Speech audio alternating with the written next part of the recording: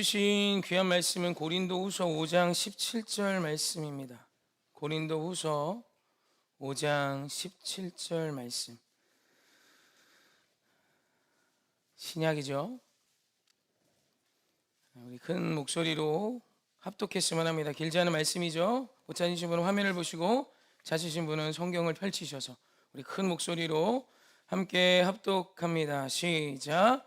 그런즉 누구든지 그리스도 안에 있으면 새로운 피조물이라. 이전 것은 지나갔으니 보라 새 것이 되었도다. 아멘. 아멘. 우리 한번 인사합시다. 하나님 사랑합시다. 내 이웃 사랑합시다. 사랑합시다. 아멘. 우리 기쁨으로 선포합시다. 당신이 이 땅의 작은 예수입니다. 아멘. 더 크게 선언해 줍시다. 예수 부활하셨습니다. 아멘. 아멘. 아멘. 아멘. 시편 34편에 보면 다윗이 9절과 10절에서 이렇게 고백을 합니다.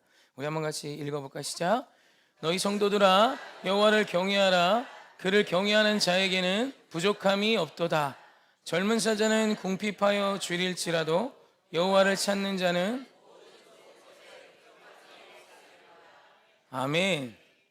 오늘 다윗이요 시편 34편 9절로 10절에서 부족함 없는 인생을 또 고백합니다. 제가 왜 또라고 말씀드리냐면 이미 20편 23편에 여호와는 나의 목자시니 내게 부족함이 없습니다를 고백했거든요.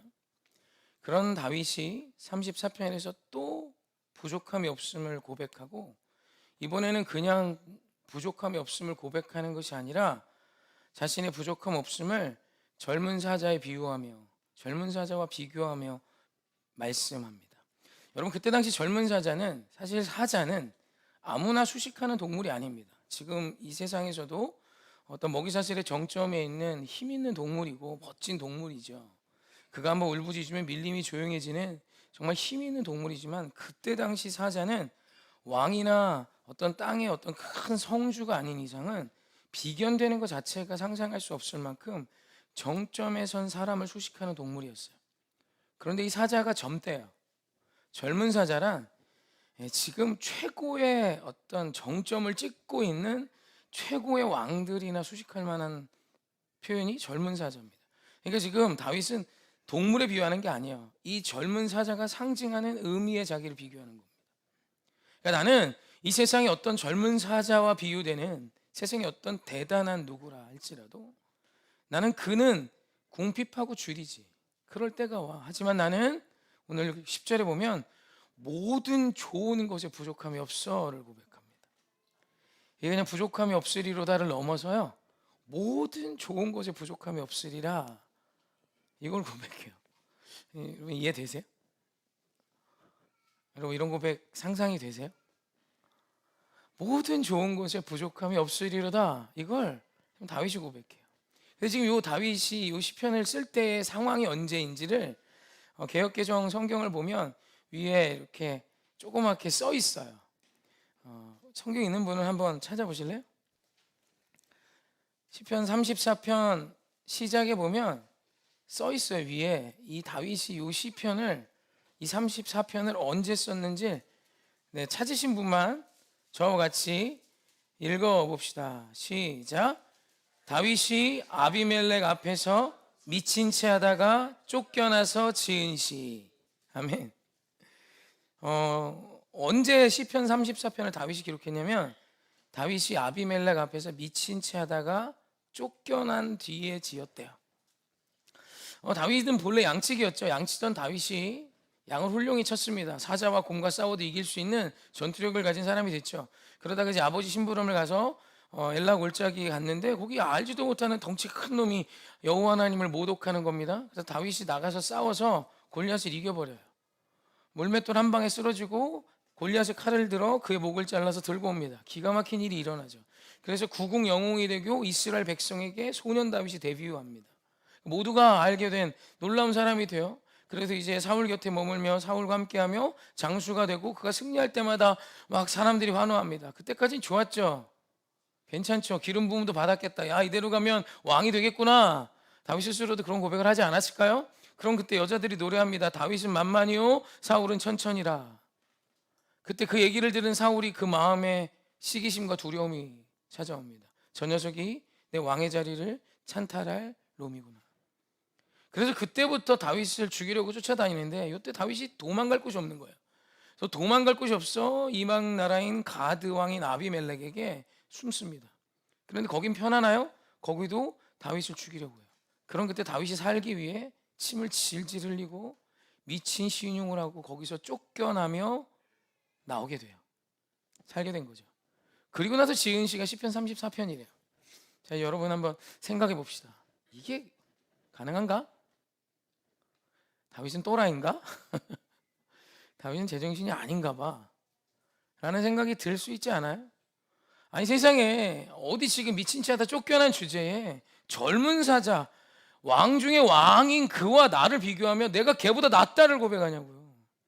그리고 말하는 게 뭐야? 내가 걔보다 좀 더 낫지. 이것도 아니라 나는 여호와를 찾는 나는 모든 좋은 것에 부족함이 없다라는 고백을 해요. 여러분, 이 고백이 진짜 다윗의 고백이고 진심이라면 여러분 이거 우리 사모해야 합니다. 이건 상황과 환경을 아주 쉽게 뛰어넘어, 상황과 환경을 뛰어넘어 믿음으로 오늘 나의 삶에 역사하실 하나님에 대한 전적인 신뢰를 바탕으로 한 놀라운 고백인 거예요. 도대체 다윗은 어디서 이런 믿음이 생겼을까요? 도대체 다윗은 지금 침을 질질 흘리며 미친 척하다가 도망 나온 주제에 이런 노래를 할 수 있었던 힘이 도대체 그게 어디에 기인할까요? 사실 성경은 언제나 그런 좋은 답들을 말씀 주변에 놓습니다. 사실 시편 34편을 보면 이 시편 33편이 꽤 재미나요. 그냥 읽으면 잘 모르지만 이 시편 34편의 다윗의 고백들이 꽤 재미있습니다. 시편 34편 4절 말씀 한번 같이 볼까요? 우리 함께 합독합시다. 시작. 내가 여호와께 간구하매 내게 응답하시고 내 모든 두려움에서 나를 건지셨도다. 아멘. 뭐 그냥 읽어도 너무 좋죠. 여호와께 간구했더니 그분이 응답하시고 들으시고 답하시고 모든 두려움에서 나를 건져주셨어 라는 이 고백 얼마나 좋아요. 그런데 이 고백에 하나 숨어있는 게 있어요. 이게 원어로 보면 물론 우리나라 말도 그런 뉘앙스가 있지만 이게 과거형 동사로 써 있어요. 그러니까 다윗은 지금의 이야기만 하고 지금 내가 느끼는 것만 이야기하는 것이 아니라 지금 오늘 시편 34편 4절에서 이전에 하나님이 나에게 일하셨던 것을 고백하는 거예요. 우리 하나님은 나의 간구를 들으셨었지. 그리고 나에게 반드시 응답하셨고 나를 이 모든 두려움에서 건져주셨던 분이야 라는 고백이에요. 과거형입니다.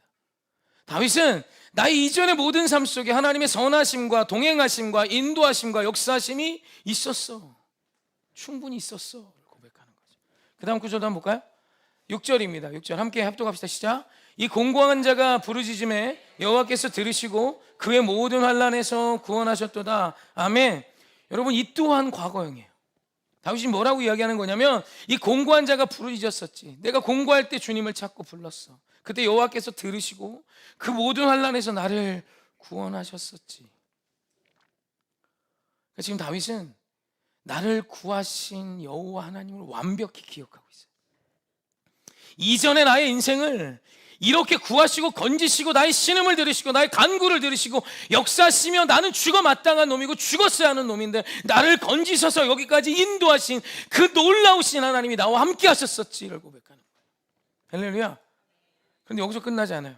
그 고백이요 계속 이어지죠. 7절에 보면 이렇게 고백합니다. 함께 합독합시다. 시작. 여호와의 천사가 주를 경외하는 자를 둘러 진치고 그들을 건지시는도다. 아멘. 이게 무슨 고백이냐면요, 이 고백의 동사가요 현재형이에요. 지금 다윗이요 자기와 자기 일행을 건져주신 주님을 지금 노래하는 거예요. 이게 되게 중요한 고백이에요. 다윗은 어제 나를 구하신 하나님을 기억하고 있었고요, 지금의 미친 채한 신용으로 쫓겨나서 내가 여기 나와 있지만 우리 무리들이 무사히 도망 나와 이곳에 있음이 하나님의 건져주심임을 명확히 지금 고백하고 있어요. 나의 과거도 주의 은혜요, 나의 지금도 주의 은혜요. 그리고 이 고백은 여기서 끝나지 않고 우리가 아까 봤던 34절, 9절, 10절로 이어집니다. 그리고 난 뒤에 시편 34편 9절, 10절이 나오는 거예요. 함께 합독합시다. 시작. 너희 성도들아 여호와를 경외하라.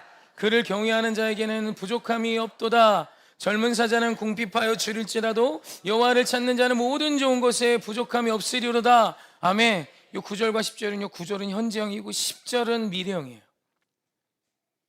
그러니까 지금 나는 현재 부족함이 없지. 주님의 도우심이 있기 때문이야.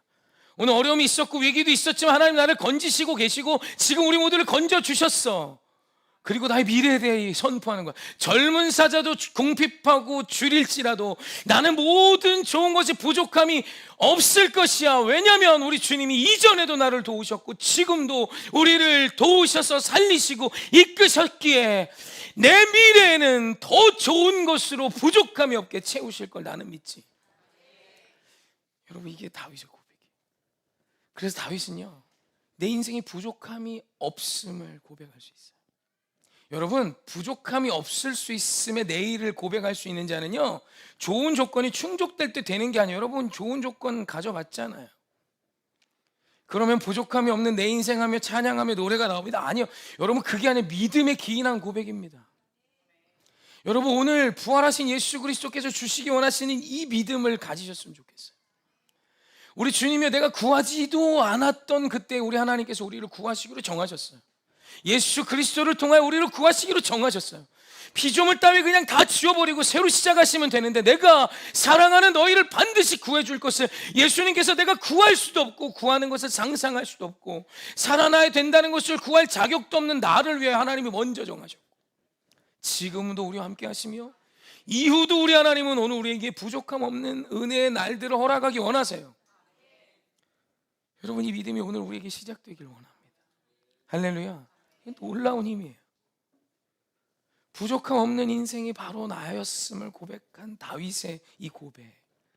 내 내일에는 젊은 사자도 궁핍하여 줄일지라도 나는 내 미래에는 온갖 모든 좋은 것으로 부족함이 없지. 왜냐하면 주님이 나를 도우시기 때문이야. 사실 사랑하는 성도님, 우리 하나님이 우리를 구원하신 문제는 우리의 전 존재를 건져주시는 문제입니다. 많은 성도들이 과거에 매여 살아요. 어제 우리가 이런 상처가 있어서 나는 오늘 힘들어야 합니다 라는 굳건한 믿음으로 삽니다. 맞습니다. 그도 맞죠. 어제 나의 남편이 나에게 했던 아픈 말들과 행동들, 나의 아내가 나를 멸시하며 가장으로도 생각하지 아니하고 자식 앞에 면박을 주며 늘 찬밥거리로 만들었던 남편의 아픔들, 또 이전에 유년기 여러 아픔들, 그런 과거가 트라우마가 되어 오늘 여러분을 힘겹게 하는 것 맞지요? 그런데 여러분, 그 사실을 보고 있다면 계속 우리는 오늘이 힘겨워야 합니다. 하나님은 또 다른 사실을 말씀하세요. 너의 그 과거의 때에 하나님의 은혜가 있었음을 말씀하시며 지금 여기까지 우리를 도우신 하나님을 말씀하시고 이후의 삶의 은혜도 약속하십니다. 오늘 이 부활절 여러분의 과거의 해석이 바뀌었으면 좋겠어요. 바꾸세요. 이제 그만 그 과거의 아픔에 놀아나세요. 여러분, 새 존재입니다. 전 존재를 건져주신 새 피조물이에요. 할렐루야. 여러분, 다윗이요, 유년 시절 스스로를 부모가 나를 버린 존재라고 고백합니다. 말씀 한 구절 볼까요? 다윗의 고백, 시편 27편 10절 전반부입니다. 함께 합독합시다. 시작. 내 부모는 나를 버렸으나. 아멘. 여러분, 다윗이 부모에게 버려진 문제는요, 목동으로 살았던 그의 인생에서 증명이 되는 거예요. 그때 그 당시에 어린 소년을 양치는 목동으로 내보낸 부모는 이 자식이 죽어도 된다고 정한 겁니다. 물론 8명이 함께 살았고 8형제가 있었고 또 그 집이 가난했기에 이새가 피치 못할 결정했죠. 분명 그 결정은 마음이 아프지만 어찌됐건 다윗 개인에게 있어서 그때 그 시대의 목동이 무엇인지를 알았다면 다윗뿐 아니라 모두 다 이렇게 이야기하는 거예요. 네 부모가 널 버린 거구나. 왜냐하면 소년이 목동에 일을 한다는 건 들짐승 앞에 선다는 이야기입니다. 여러분, 상식적인 생각을 해봅시다. 들짐승 앞에 선 소년이 어떻게 삽니까? 그냥 죽는 것도 아니고 동물의 밥이 되어 죽을 판이에요. 대부분 그렇게 죽었고 심지어 어른들도 자기 양을 성실히 지키다 팔 하나가 떨어지고 다리 하나가 떨어지고 죽는 일이 비일비재한데, 어린 소년을 목동으로 내보내서 그 아이가 버는 수익으로 오늘 우리 가정을 꾸려왔던 그의 부모 이세는 다윗을 포기한 거예요. 이건 그 시대의 문화뿐 아니라 지금 우리가 생각해도 알 수 있는 일입니다. 여러분, 이 아이가 청년이 아니에요. 이제 건실한 이제 청년으로 얼마든지 어른으로서 어떤 피지컬적으로 부족함이 없고 뭐 들깨 때와 맞설 수 있는 뭐가 있고 이런 상황이라면 이해하죠. 형편이 가난하니 나가야죠. 그런데 이세의 선택은 그렇지 않아요. 이미 장성한 큰형이 있었지만 이는 장자에게 낚였고 막내 다윗을 내보냈습니다. 다윗아, 네가 가서 해야 돼. 다윗은 당연히 알고 있었어요. 내 부모가 나를 이곳에 버렸음을. 그리고 나의 버려짐을 통해 내 이 코 묻은 이 푼돈으로 우리 가정이 생활을 했어요. 여러분, 이 상황과 이 상처를 오늘 누가 넉넉히 승리할 수 있을까요? 아니면 지나가는 어떤 사람이 폭행을 저지른 게 아니잖아요. 날 낳아준 내 부모가 나를 죽을 자리로 내보낸 거예요. 그리고 죽는다 할지라도 각오했어. 우리 부모가 죽으면 어쩔 수 없지. 상황이 이러니 막내 다윗이 우리를 희생해야 돼. 이게 부모의 결정이었어요. 그래서 다윗이 고백하는 겁니다. 내 부모는 나를 버렸지. 알아요. 다윗도 알아요. 그런데 여러분, 그거 아시죠? 다윗이 그 양치는 자리에서 내 부모가 나를 버렸다고 좌절하고 절망하고 죽기를 각오했나? 죽을 자살을 기도했나요? 아니요. 그곳에서 하나님이 나에게 일하심을 믿으며 양을 전심을 다해 칩니다. 양을 돌보기 시작해요. 이 양을 살리기 위해 들짐승과 맞서기 시작하고, 이 양을 살리기 위해 물맷돌을 던지고 물맷돌을 던지고 물맷돌을 던져서 물맷돌의 달인이 돼버려요. 그리고 하나님께서 양을 치는 그 들판에 다윗이 있을 때 다윗을 이스라엘의 왕으로 정하십니다. 할렐루야. 여러분, 상처받았기에 여러분의 과거가 오늘 당신이 힘들게 하지만 그 상처가 기회가 되고 능력이 되어 승리하는 자들도 너무 많아요. 선택은 여러분의 몫입니다. 이 하나님이 나와도 함께 하세요.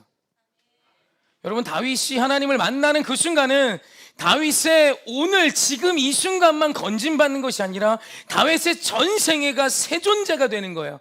나의 그 양치기 시절 부모에게 버림받았던 그 정말 거지 같고 짜증나는 상처가 오늘 하나님을 만남으로 인해 회복되기 시작하며 능력이 되고 쓰임이 되고 하나님이 나를 이스라엘의 왕으로 선택하시는 통로가 되는, 기적으로 바꾸시는 분이 우리 하나님이심을 오늘 우리가 믿었으면 좋겠어요.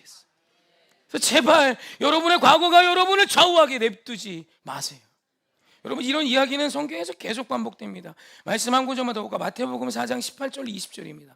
함께 합독해 봅시다. 시작. 갈릴리 해변에 다니시다가 두 형제 곧 베드로라는 시몬과 보시니 그들은 어부라. 말씀하실 때 나를 따라오라. 내가 너희를 사람을 낚는 어부가 되게 하리라 하시니 그들이 곧 그물을 버려두고 예수를 따르니라. 아멘. 갈릴리 빈민 출신인 그들, 어부였어요. 비린내나고 무식하고 냄새나고 가난하고 처참한 삶을 사는 갈릴리의 어부들을 예수님이 부르시면서 그들의 상처가 될 만한 이야기를 이렇게 바꿔서 합니다. 19절 보여주세요. 함께 합독합시다. 시작. 말씀하시되 나를 따라오라. 내가 너희를 사람을 낚는 어부가 되게 하리라 하시니. 아멘. 사실 요 해석은 오역입니다. 사람 낚는 어부하면 사람 속이는 느낌 들잖아요. 그죠? 내가 너 낚았어 뭐, 그죠? 그게 아니라 사람들을 위한 어부가 되게 하리라예요. 어부 활동을 하는데 이 어부 활동이 나의 어떤 내 가정에 내 자녀의 나만을 위한 어떤 그물질이 아니라 사람들을 위한 그물질을 하는 사람으로 삼겠다는 것입니다. 이게 원어적인 명확한 해석이 맞습니다. 그래서 이 사람 낚는 어찌됐건 요 어부의 그 아픔을 가지고 부르세요. 너 어부지? 내가 너를 통해 사람을 위한 어부 만들어줄게. 여러분, 사실 베드로와 오늘 안드레를 부르실 때 이 둘은 이 어부로서 삶을 좋아할 리 없습니다. 그때 당시 갈릴리 어부 출신은 멸시와 천대의 대상이에요. 가난하잖아요. 생선 비린내 나잖아요. 지금도 생선 파는 데 가면 뭐 구워 먹으면 맛있지만 맛은 있죠. 맛은 있어요. 생선은 생으로 먹어도 맛있고 구워 먹어도 맛있고 쪄 먹어도 맛있어요. 생선이 너무 좋은데, 근데 그 생선 파는 곳에 가서 여러분 그 상황과 환경이 유쾌하십니까? 지금도 2023년 오늘도 생선 장사 시장 가서 보면 비린내 나고 냄새 나고 지저분합니다. 그런 그곳에서 생선을 잡아온 베드로와 안드레. 근데 그날은 누가복음을 기준으로 보면 아무것도 못 잡은 날이에요. 밤새 수고했으나 실패한, 어부로도 실패, 가장으로도 실패, 아들로도 실패한 최악의 날 예수님이 오셔서 한다는 소리가 뭐냐면 내가 너를 사람 낚는 어부로 삼아줄게. 사실 이건 예수님을 따라 나서는 그들에게 잊고 싶은, 지워버리고 싶은 인생인데 예수님이 지우라고 말씀하지 않으세요. 아니, 너의 그 어부의 아픔, 그 가난 내가 다 서용해 줄 거야. 그 너의 과거의 모든 상처들이 능력이 되어 쓰임받음을 내가 보여줄게, 이 소리예요. 그래서 그 어부로 그물질을 하던 그들이 수많은 영혼을 건지는 자가 됩니다.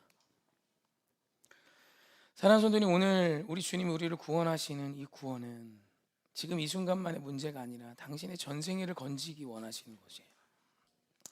한 목사님의 교회에 한 노년의 때에 접어든 권사님이 어렸을 때 태어났는데 딸만 있는 집안에서 아들을 낳으려고 아이를 낳았는데 애가 7째인데 또 딸이 나온 거예요. 그래서 엄마가 애를 낳고 그 자리에서 죽이려고 했답니다.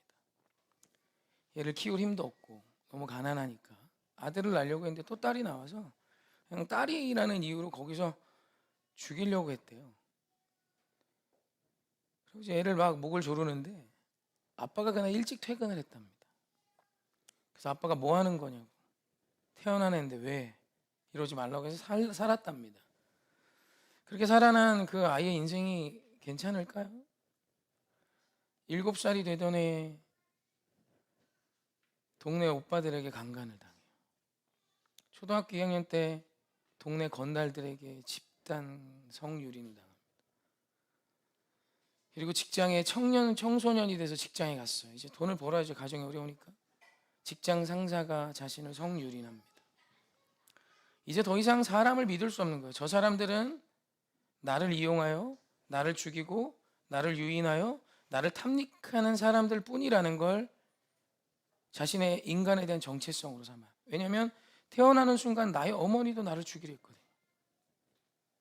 그런 원사님이 이제 더 이상 살기가 어려워서 이 나라에서 미국으로 넘어갑니다. 혼자. 젊은 때죠. 그리고 이제 그곳에서 한 30대쯤 됐을 때 교회를 출석하며 은혜를 받아요. 그래서 하나님의 은혜가 그래도 지금부터 있구나. 그리고 좋은 남자도 만나고. 그런데 아직도 풀리지 않는 하나가 있었대요. 그게 뭐냐면 로마서 8장 28절 말씀이에요. 이분이 예수님을 만나도 이해가 안 되는 말씀이 이거더랍니다. 함께 합독합시다. 시작.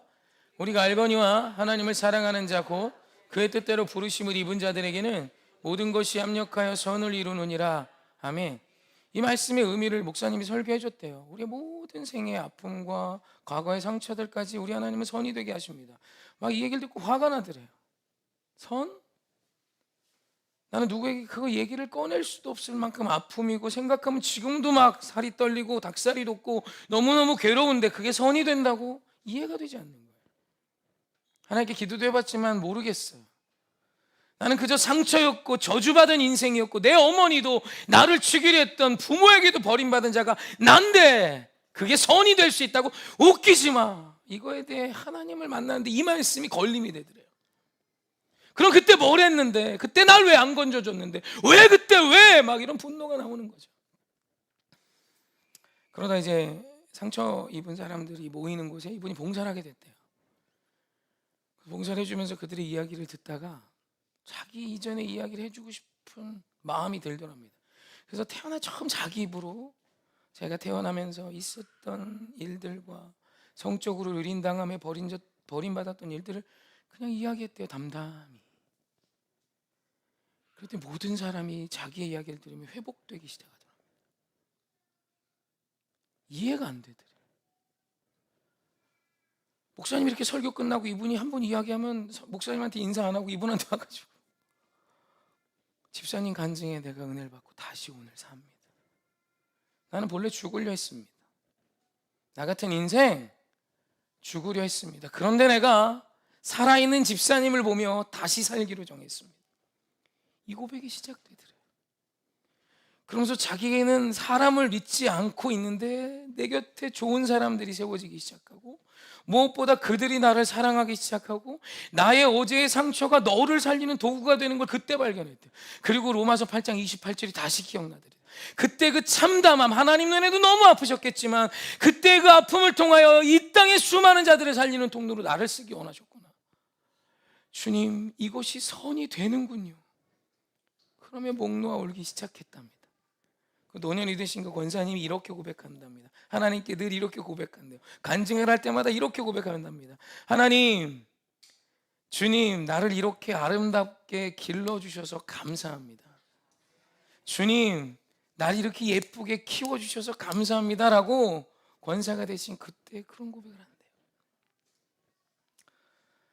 상처는 상처입니다. 하지만 우리 예수님의 부활은 우리의 상처도 건져주시기 위함이에요. 시간이 없어서 제 이야기는 생략하려 합니다. 원래 준비는 했는데 저도 어려움이 꽤 있었습니다. 지금 와서 생각해보니 그 어려움이 목회의 모든 밑받침이 됐어요. 선이더라고요. 선이었어요. 정말로. 오늘은 저희 아버지가 밥을 했대요. 저에겐 굉장히 큰 의미예요.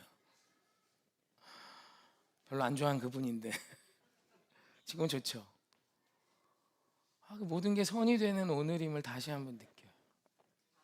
물론 돼지고기를 안 먹어요. 제가 돼지불고기를 하셨더라고요. 저는 그 메뉴는 안 먹지만, 그래도 아침에 이렇게 부랴부랴 저희 아버지가 그 밥 한다고 나가시는 모습이 감사했어요. 모든 게 선이 되더라고요. 사랑하는 성도님,